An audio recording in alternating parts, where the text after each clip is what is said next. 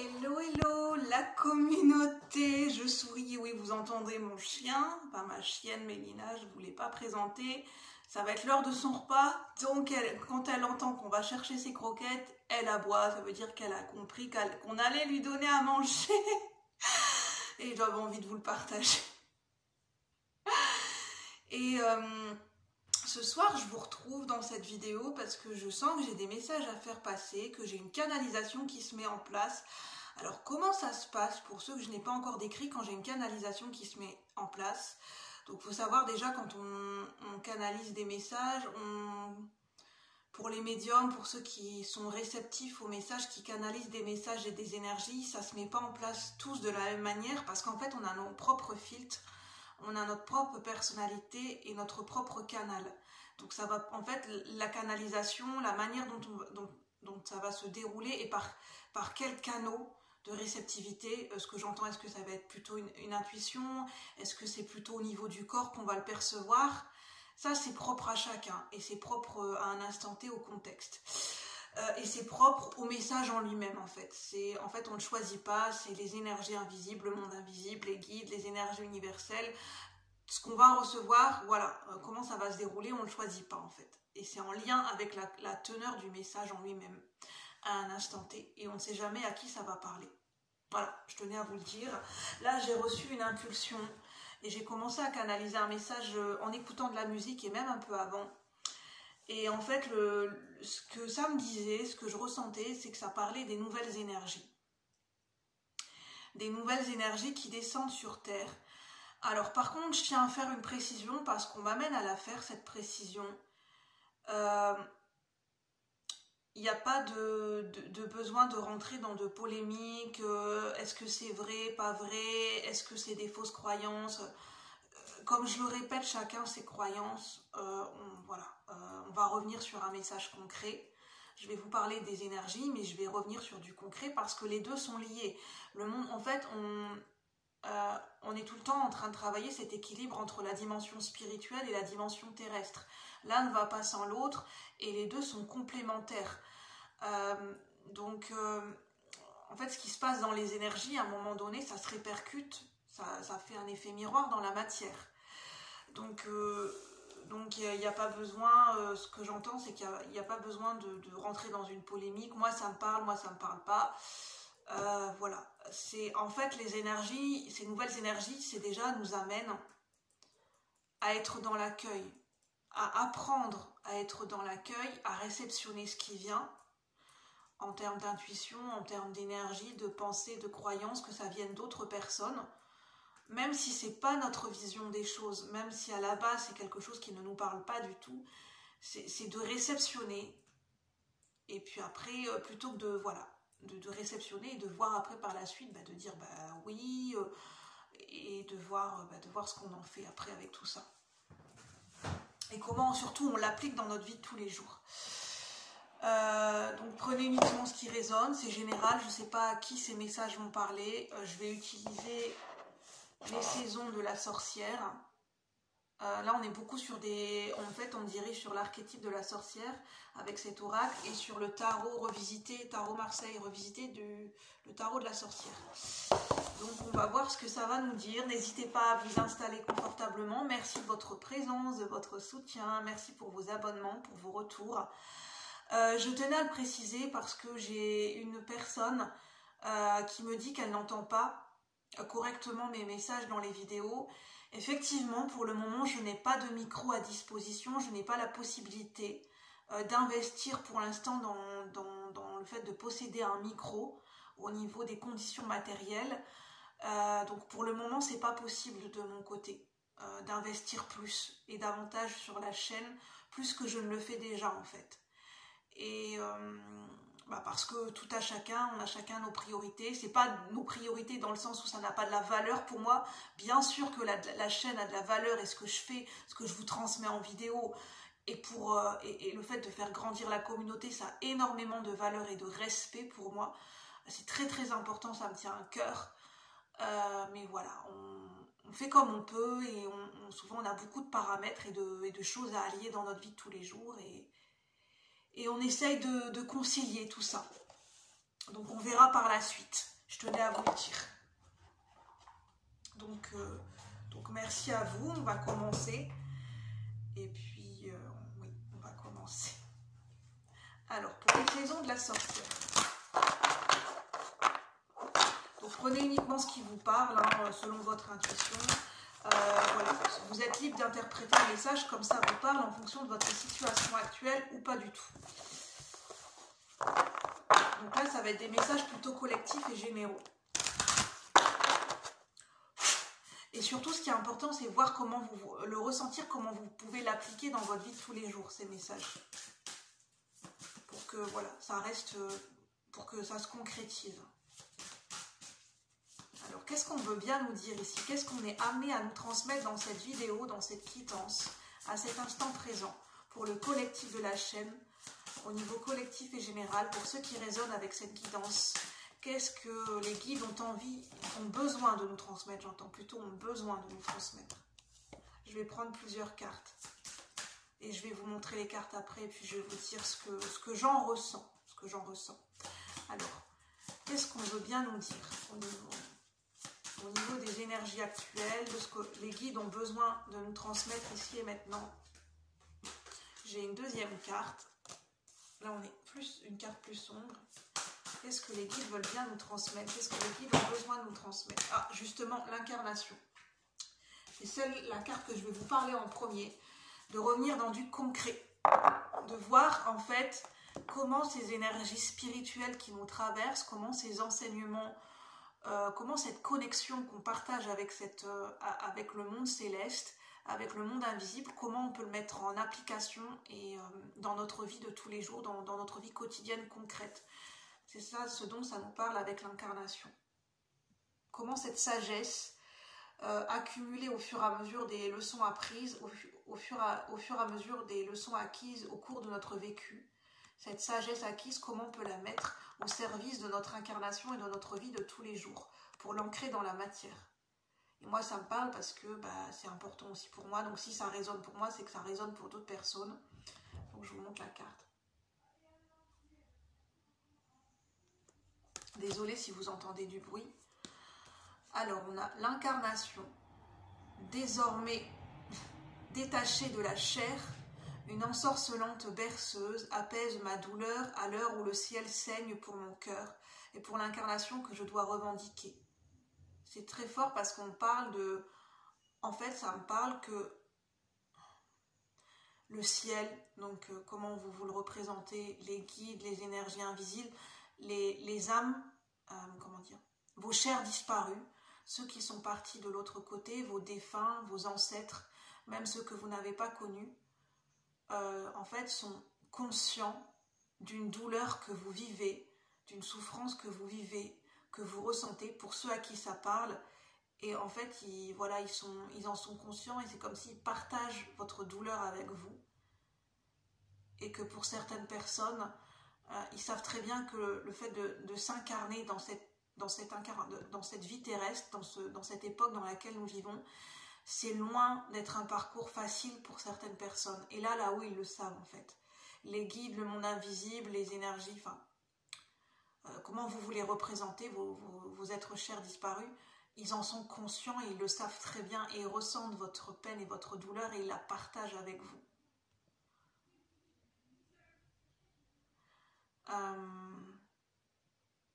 Et que c'est le moment et que c'est l'heure de revendiquer sa place pour s'incarner sur Terre. Parce que là, on parle de blessures karmiques avec le chiffre 8. De blessures de l'âme et de blessures karmiques. Alors avec l'oracle, je vous montre les deux autres cartes. Et puis après, je vais lire parce que j'ai pas encore pris le temps de lire. 28. Et on a Pégase. Donc prenez selon votre intuition.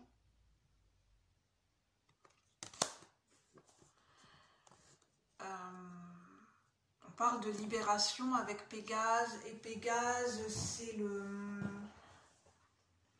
j'entends le chevalier sombre, le cheval sombre. Donc c'est vraiment le côté sombre. Parce qu'on a un Pégase sombre. Donc ça parle de tout ce qui est sombre, donc de tout ce qui est obscur. Ça peut être l'énergie de la mort, la symbolique de la mort, parce que je parlais de défunts. Oui, c'est ça, un message qui est très important pour certaines personnes qui ressentent une souffrance en ce moment, une douleur. Il y a des défunts de l'autre côté du voile qui partagent votre douleur, qui voient, qui veillent sur vous et qui partagent votre douleur et qui la ressentent. Et qui, voilà, ils comprennent et ils sont en respect par rapport à ça. Mais qui vous invitent à vous libérer parce qu'avec Pégase, on dit « Libère-toi très cher et penche-toi à l'infini car rien ne peut te contenir. Tu ne connais pas de limite. Rien ne peut te contenir. » Contenir cette douleur, peut-être dans le sens de canaliser ces énergies de tristesse, de douleur, de souffrance, de les canaliser. De ne pas libérer cette souffrance n'importe comment, dans le sens que ça pourrait vous desservir et ça pourrait vous faire du tort. De canaliser ces énergies en fait. En fait, c'est marrant, mais ça me parle à l'inverse, de vous poser des limites. De vous poser un cadre pour certaines personnes. En fait, pour certaines personnes qui souffrent à l'heure actuelle, qui ont une souffrance, ça va être important, ça peut paraître paradoxal, mais de vous poser un cadre, un encadrement, un cadre qui vous rassure et qui vous pose des limites et qui vous pose des repères. Parce que quand on a une douleur, on peut sortir de ces limites sans s'en rendre compte, des limites saines qui sont pour nous, des limites qui permettent de nous protéger. C'est des limites qui nous protègent. Là, ce n'est pas des limites dans le sens où ça nous enferme, mais des limites saines qui nous protègent, de nous poser un cadre, des limites qui nous protègent et qui nous préservent. Dans le sens de ne pas faire n'importe quoi avec son corps, avec sa santé, d'avoir des comportements à risque. Là, je sens des personnes qui pourraient être tentées à avoir des comportements à risque et c'est très important que j'en parle. Ça ne peut pas parler à tout le monde, mais si vraiment ça résonne au plus profond de votre cœur, c'est que ce message est pour vous. C'est très important que je vous le transmette. Je n'ai pas de vérité absolue, mais ça parle d'être tenté à avoir des comportements à risque. Je ne suis pas médecin, je ne suis pas psychologue, mais c'est important que je vous le transmette. Si certaines personnes ont besoin, je le ressens très très très fort, si certaines personnes ont besoin, je ressens un appel au secours pour certaines personnes. Il y a des gens qui peuvent vous aider, vraiment. Ce que je peux vous inviter, ce qu'on me transmet, c'est les appels anonymes gratuits. C'est confidentiel, c'est gratuit et c'est anonyme.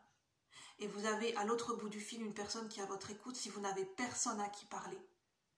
On pense, pour l'avoir vécu moi-même, à un moment donné, j'ai eu une souffrance quand j'étais à l'école d'infirmière. Je ne savais pas à qui en parler.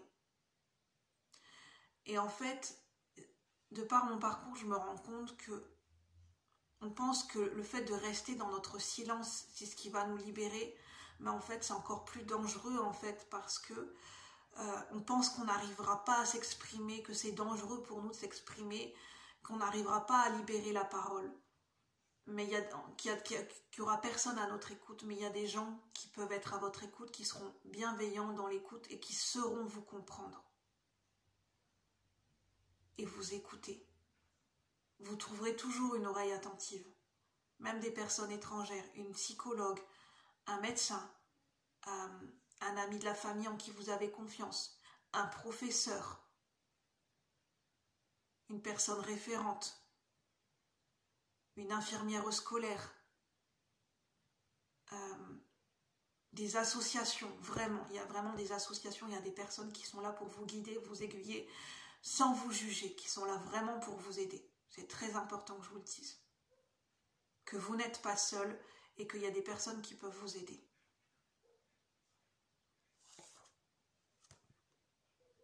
Et de faire attention, surtout dans ces moments où vous sentez que vous êtes tenté à avoir des comportements à risque. Quand vous sentez les premiers signes ou l'élément déclencheur, de vous raccrocher à quelque chose qui vous réancre dans l'ici et maintenant. Parce que souvent, en fait, dans ces moments-là, on est pris par l'émotion, on est pris par nos pensées négatives les plus sombres. Et en fait, nos pensées négatives ne reflètent en aucune façon la réalité. En fait, on est déconnecté de la réalité. Et en fait, on se fait un scénario catastrophe dans notre tête. Ça ne veut pas dire que votre souffrance n'est pas réelle. Ça veut dire qu'à un moment donné, on est déconnecté de la réalité. Et quand on se reconnecte dans la réalité, on se rend compte que nos pensées négatives ont moins d'impact, sont moins forts. Et qu'en fait, on arrive à faire redescendre un petit peu cette souffrance en se rendant compte que ce ne sont pas nos pensées qui nous définissent et qui nous influencent. Parce qu'on est bien plus fort que ça et on est bien plus que ça. On n'est pas défini par nos pensées. Et qu'il y a des gens autour de nous et qu'on n'est pas seul. Et même quand on pense qu'on est seul, on n'est jamais seul en fait. Et qu'il y a d'autres personnes qui peuvent vivre des situations similaires comme vous et qui peuvent être en mesure de vous comprendre et de vous écouter. Et on a également l'oracle. Esprit des autres mondes, racontez-moi l'inconnu, racontez-moi l'interdit. Alors, je parle de comportement à risque parce que je sens qu'il y a certaines personnes qui sont tentées à contacter des défunts. Je ne vous empêcherai pas de le faire parce que ce n'est pas mon rôle d'interdire. Je ne suis pas là pour vous dire ce que vous devez faire ou ne pas faire. Simplement, moi, je vous encourage vivement parce que contacter des défunts, ce n'est pas un jeu. Ça peut être dangereux quand on ne sait pas ce qu'on fait, quand on n'a pas l'habitude de se connecter dans les énergies, surtout quand on est dans un état émotionnel qui n'est pas forcément stable. Dans ces cas-là, si vraiment vous avez besoin de réponses, je vous inviterai à contacter un médium en qui vous avez confiance. C'est-à-dire que vous sentez que le feeling passe, que vous avez pleinement confiance, que vous avez discuté avec un médium ou une voyante, quelqu'un qui vous en a déjà parlé, quelqu'un qui a déjà tenté l'expérience, plutôt que vouloir le faire de votre côté si vous n'avez pas, surtout que si vous n'avez pas certaines références ou certaines connaissances et c'est le monde de l'inconnu pour vous, c'est mieux de vous faire guider par quelqu'un et de vous faire accompagner. Mais en tout cas, il y a des défunts qui sont là pour vous, qui peuvent vous envoyer des signes et vous pouvez même le ressentir. Il y a des défunts, il y a des personnes qui sont de l'autre côté, qui sont passées de l'autre côté du voile, qui sont là pour vous.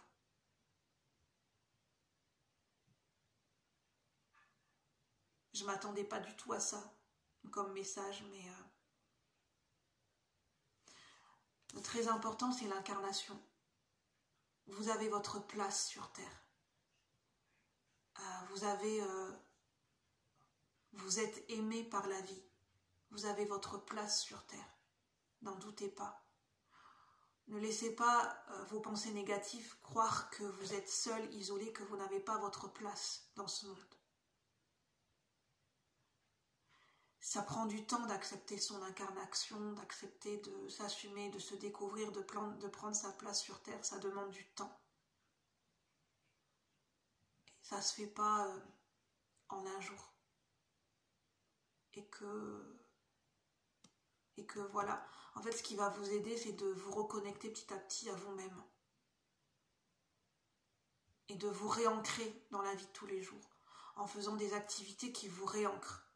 C'est ça en fait, quand vous sentez que vous êtes envahi par des pensées négatives, des émotions très douloureuses, que vous sentez que vous perdez pied, c'est de faire une activité, de prendre un objet dans votre main, de le serrer très fort, de serrer une boule de stress ou de serrer un objet, et en serrant cet objet, vous visualisez ou vous posez l'intention, je suis en train de me réancrer dans l'instant présent. Je me reconnecte à la réalité, je me reconnecte à mon incarnation, je me reconnecte à ma vie, je me reconnecte à l'instant présent. De toucher quelque chose, toucher une table, toucher un objet, toucher votre corps, votre bras, votre visage, sentir votre respiration. Regardez la pièce dans laquelle vous êtes, vous entourer pour vous reconnecter à l'instant présent, pour faire redescendre la pression.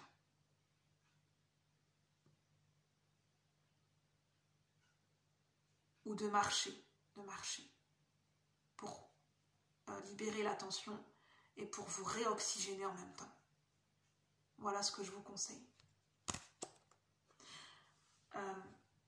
Je vais en rester là. C'est un message très court, mais voilà, je me suis laissée guider, j'ai laissé passer les messages qui devaient passer. Je ne suis pas médecin, je ne suis pas psychologue. N'hésitez pas à vous faire accompagner par des professionnels de santé si vous en ressentez le besoin, de parler à quelqu'un de confiance, d'écrire si vous en avez besoin, et